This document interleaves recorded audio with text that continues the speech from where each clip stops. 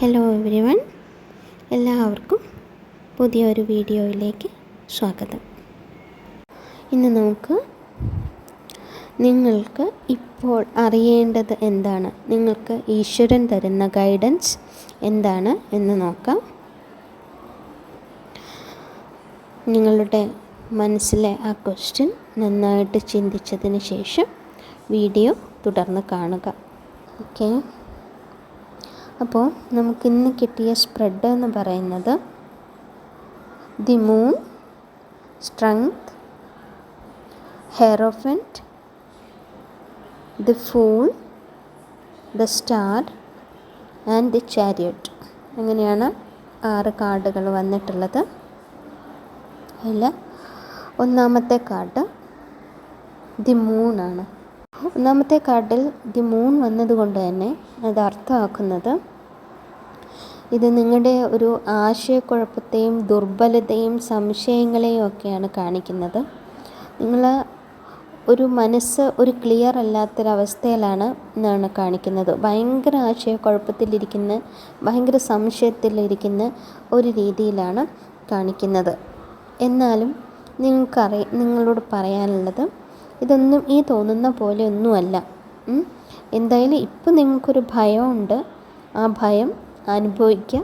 പക്ഷേ അനുഭവിച്ചുകൊണ്ട് തന്നെ നിങ്ങൾക്ക് ചെയ്യാനുള്ളത് ചെയ്യാം.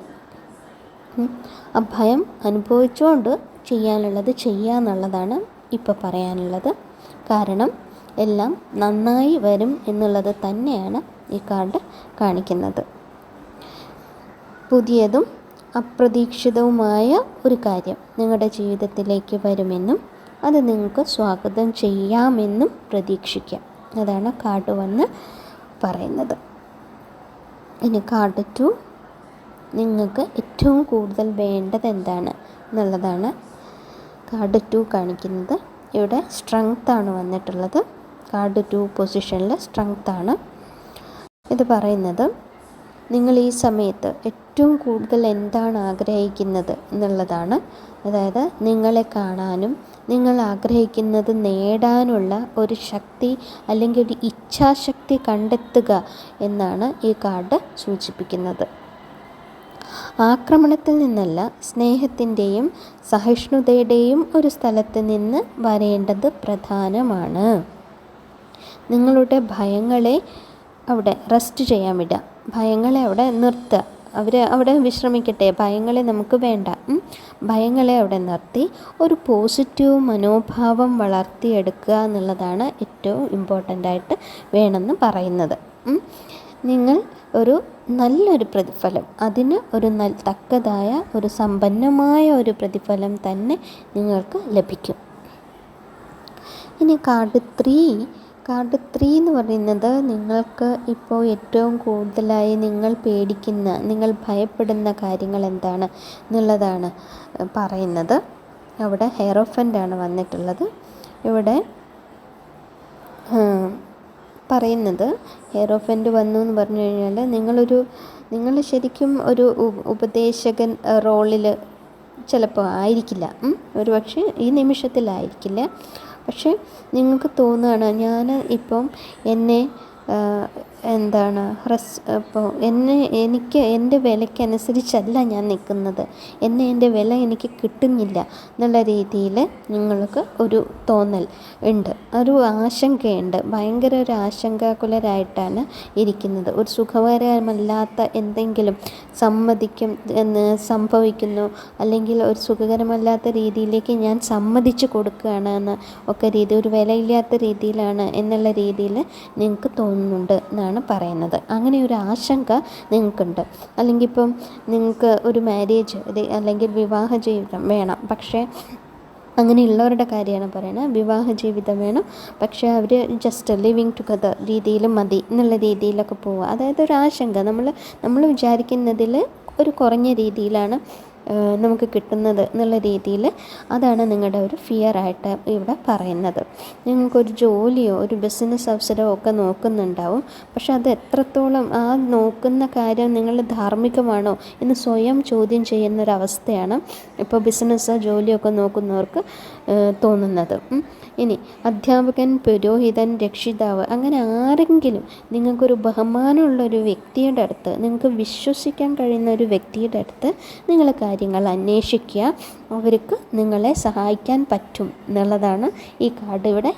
ഈ ഭയങ്ങളെ മറികടക്കാൻ അവരുടെ ഒരു സഹായം അല്ലെങ്കിൽ അവരുടെ ഒരു ഉപദേശം തേടണം എന്ന് തന്നെയാണ് ഇവിടെ പറയുന്നത്. ഇനി കാർഡ് 4 എന്ന് പറയുമ്പോൾ what is going for you, അതായത് നിങ്ങൾക്ക് ഇനി എന്താണ് സംഭവിക്കാൻ പോകുന്നത് എന്നുള്ളത് പറയുന്നതാണ് കാർഡ് 4. കാർഡ് 4ൽ നമുക്ക് വന്നിട്ടുള്ളത് ഫൂളാണ്.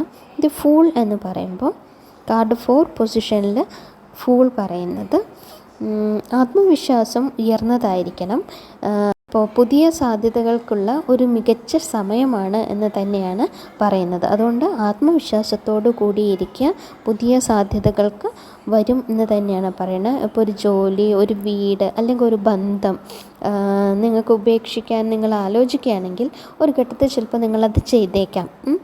നിങ്ങൾ പ്രകടിപ്പിക്കുന്നതിന് മുമ്പ് തന്നെ ഒരു അപ്രതീക്ഷിതമായ നിങ്ങളുടെ ആഗ്രഹം നിറവേറ്റപ്പെടും എന്നാണ് പറയുന്നത്.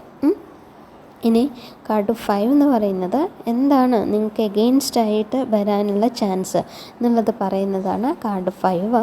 ഇവിടെ വന്നിട്ടുള്ളത് സ്റ്റാറാണ്. ഇത് ഒരു പിരിമുറുക്കത്തിൻ്റെയും നിരാശയുടെയും കാലഘട്ടമായിട്ടാണ് കാണിക്കുന്നത്. നിങ്ങളുടെ പ്രതീക്ഷകൾ തകരുന്നും എന്നൊക്കെ തോന്നുകയാണ്. നിങ്ങൾക്കൊരു ഭയം അല്ലെങ്കിൽ ഒരു ശുഭാപ്തി വിശ്വാസം ഇല്ലായ്മ നിങ്ങൾക്ക് അനുഭവപ്പെടുന്നതാണ് കാണിക്കുന്നത്. നിങ്ങൾ ഉണ്ടായേക്കാവുന്ന ഏതൊരു ദൗർഭാഗ്യവും പ്രാഥമികമായി അത് നിങ്ങളുടെ സ്വയം സംശയവും നിഷേധാത്മകത്തിനും കാരണമാവുന്നു എന്ന് മനസ്സിലാക്കുക. നിങ്ങളുടെ ഭാഗ്യം അത് മാറി വരും എന്ന് തന്നെ വിശ്വസിക്കുക. അതാണ് പറയാനുള്ളത്. ഇനി കാർഡ് 6 എന്ന് പറയുന്നത് ദി ലൈക്ലി ഔട്ട്കം, അതായത് നമുക്ക് ടോട്ടലായിട്ട് ഇത്രയും കാർഡുകൾ പറഞ്ഞതും 6ാമത്തെ കാർഡ് എടുത്തതും വെച്ചിട്ട് നമ്മുടെ ഒരു ഔട്ട്കം എന്തായിരിക്കും, അല്ലെങ്കിൽ ഈ കാർഡ് റീഡിങ്ങിൽ നമുക്ക് കിട്ടുന്ന ഒരു ഫലം, അന്തിമ ഫലം എന്താണ് എന്നുള്ളതാണ് പറയുന്നത്. ഇവിടെ ചാരിയട്ടാണ് വന്നിട്ടുള്ളത്. ചാരിയട്ട് വന്നതുകൊണ്ട് തന്നെ ഒന്നും പേടിക്കേണ്ട കാര്യമില്ല, അതൊരു പോസിറ്റീവ് കാർഡാണ്.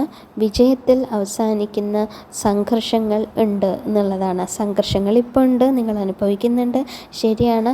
പക്ഷേ അത് വിജയത്തിലേക്കാണ് പോകുന്നത് എന്ന് തന്നെയാണ് ഇവിടെ ചാരിയട്ട് കാണിക്കുന്നത്. അതുകൊണ്ട് ചാർജ് ചെയ്ത് മുന്നോട്ട് പോകൂ, മുന്നോട്ട് അല്ലേ, അങ്ങനെ സ്വയം ചാർജ് ചെയ്ത് പോസിറ്റീവായിട്ടിരുന്നിട്ട് മുന്നോട്ട് പോകൂ എന്ന് തന്നെയാണ് പറയുന്നത്.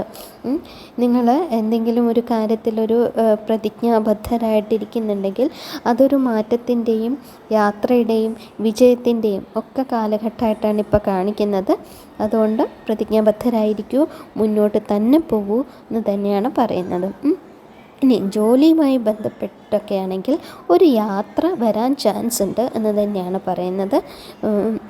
ഇനി ഒരു പുതിയ കാറ് അല്ലെങ്കിൽ അങ്ങനെ എന്തെങ്കിലും ഒന്ന് നിങ്ങൾ വേണം എന്ന് ആഗ്രഹിക്കുന്നുണ്ടെങ്കിൽ, അങ്ങനെ ഒരു ആഗ്രഹം ഉണ്ടെങ്കിൽ അത് നിങ്ങൾക്ക് നടന്നു കിട്ടും എന്ന് തന്നെയാണ് പറയുന്നത്.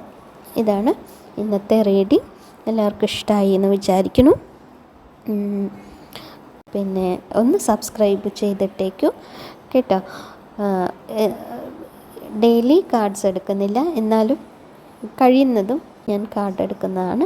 ഓക്കെ, നിങ്ങൾക്ക് എന്തെങ്കിലും പ്രത്യേകിച്ച് എന്തെങ്കിലും ക്വസ്റ്റ്യൻ അറിയണമെന്നുണ്ടെങ്കിൽ കമൻറ്റ് ചെയ്ത് ചോദിക്കൂ. കഴിയുന്നതും വേഗത്തിൽ റീഡിങ് എടുക്കുന്നതാണ്. Thank you very much.